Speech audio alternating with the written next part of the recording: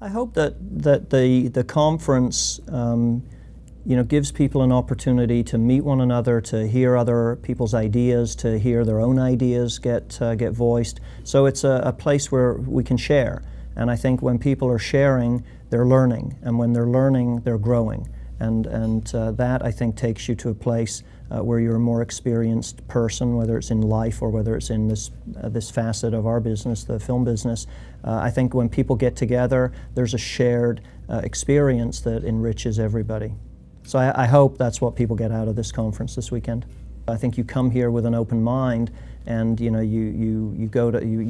participate in panels that you think will be fun, right? And I do believe in giving back. I've worked on the mentoring committee for a long time at the Guild. So I think that as I look back on my career, people were kind and generous to me sometimes in the beginning, and that's something that's really important to pass on. So I take a lot of care in selecting young people to come and work in my company and on our films, so that we can start passing some of that learned knowledge back on to them, because I think that's our responsibility as senior members of the filmmaking team.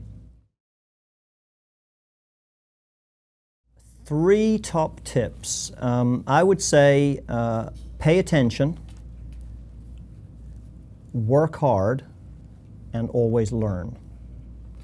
And I think, I would expand on that by saying, I was doing something earlier this week, and, as our business is changing, all the time, I was learning like a whole new area of a facet of our business that I really didn't know about before. Some of it's tech and some of it's not tech, but, I think you've got to be alert to change and ready to embrace it and accept it and use it.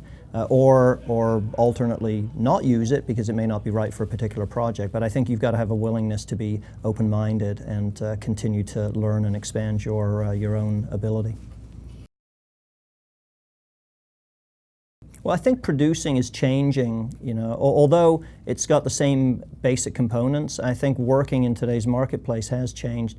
Deals are shrinking at studios, for example, and I have always worked on the studio lot, so I've been fortunate. I've got a deal on a major lot here at Paramount.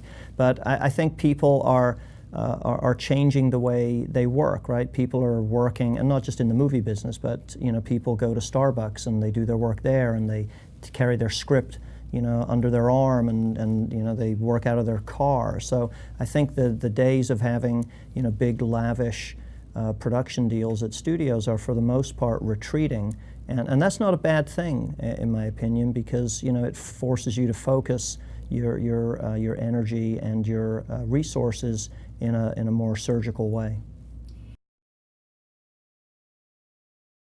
Well, some people think that no is like an aphrodisiac, right? That you just can't take that as an answer, right? And I think being a producer requires that you're somewhat resilient and pugnacious, and you have to just keep at it. I mean, most of us have projects that we've been working on for many years. I just was fortunate to set up something in Europe that I had optioned like 8 years ago, and so it takes 8 years in that particular case to find a buyer and a home. And if you expect to get everything set up in the first year, you may set yourself up for some disappointment. So you do have to have passion that goes along with your drive, to keep pushing your projects along. So I think that eventually goes back to an important point, which is, pick projects that you are passionate about, so that you're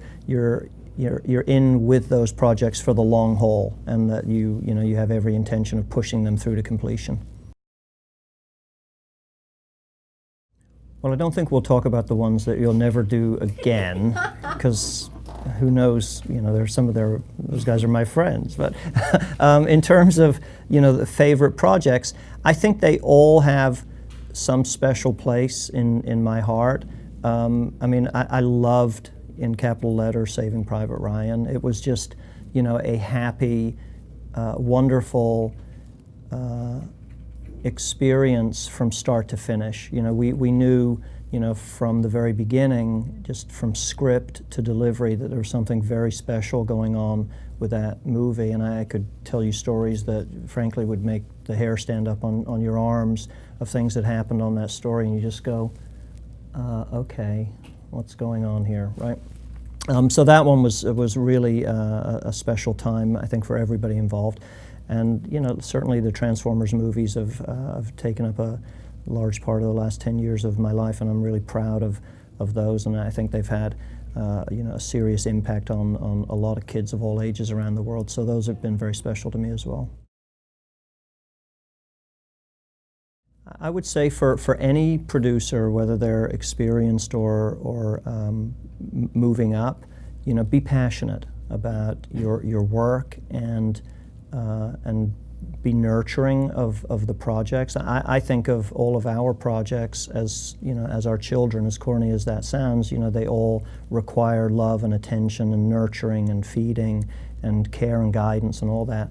And that's one of the ways that we look at our projects. And I think if you care about your material and who's going to work on your material with that kind of personal attention, it'll make a difference, right? The casting of not just the actors, but of the crew and the folks that are going to come work on the movie is intensely important, and something that that we certainly give a great deal of thought to in terms of the chemistry of people that are going to work on films, so that you can have some kind of a happy experience, because it can be the other way, and that's not so much fun.